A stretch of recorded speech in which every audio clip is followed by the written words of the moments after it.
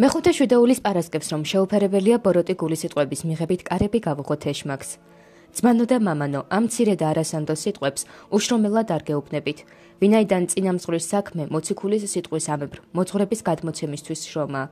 საერთო სარგებლის გამო აუცილებლად მევალება, რათა მცირე შრომა ვიტვირთო და ამას სიხარულით გავაკეთებ, რადგან მწყემსი მწყემსავს რა საწყსოს ირჯება და წუხდება. მაგრამ გასამჯელოს იმედით უხარია, ან და მთავარი მწყემსის დობისა და სათნოების გამო. სიტყვაც არ არის ურგები, თუმცა კი ზოგიერთი ფიქრობს, რომ სწავლისაგან სარგებელი არაფერია. მაგრამ გულმოდგინეს როგორ არ არგებს, გაიგებს რა, რომ გვირგვინოსანი იქნება იმის ნაცვლად სათნოების გამო გულმოდგინე რომაა. ან და ზარმაც გაიგებს რა, რომ შერცხვება იმის გამო სიკეთისათვის ზარმაცი რომაა.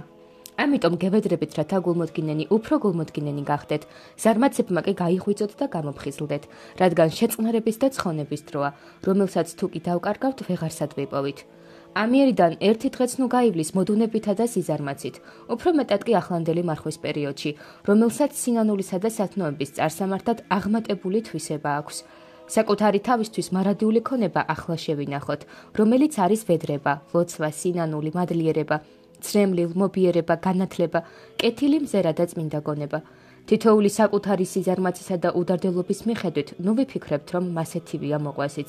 არამედ ვიფიქროთ, რომ თითოეული ადამიანი საკუთარ ცხონებას ფარულად ცდილობს, გარედან სხვანაირადაც რომ ჩანდეს. ან ვერ ვხედავთ, რომ ჩვენი მამებიდანაც მრავალნი, რომელნიც გარეგნული უსარგებლობის გამო არაფრად მისაჩნევნი იყვნენ, აღმატებულად გაბრწყინდნენ. ჩვენი ამ მოდგმიდან და ამ ჩვენ ძმათა შორისაც ასევე გაცხადდა და უსარგებლოთა და ღატაკთაგან მრავალი გაბრწყინდა და უფრო მეტად კი ქრისტეს აღიარებისას.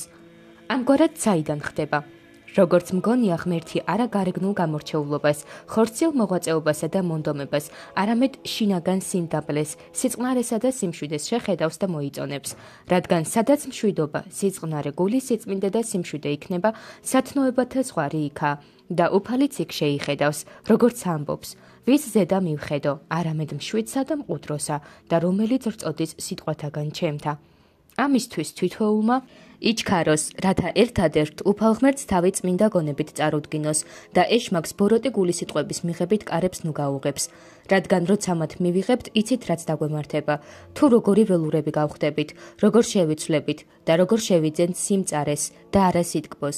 ხოლო როცა თავს დავუბრუნდებით და გონებაზე მოვეგებით, როგორ ვწყნარდებით და მშვიდდებით. ვნებად განშორებით, როგორი თაფლზე ტკბილი სიტყვო ჩაეწვეთება ჩვენს სულებს და როგორც ნავსადგურში ისე დავდივართ.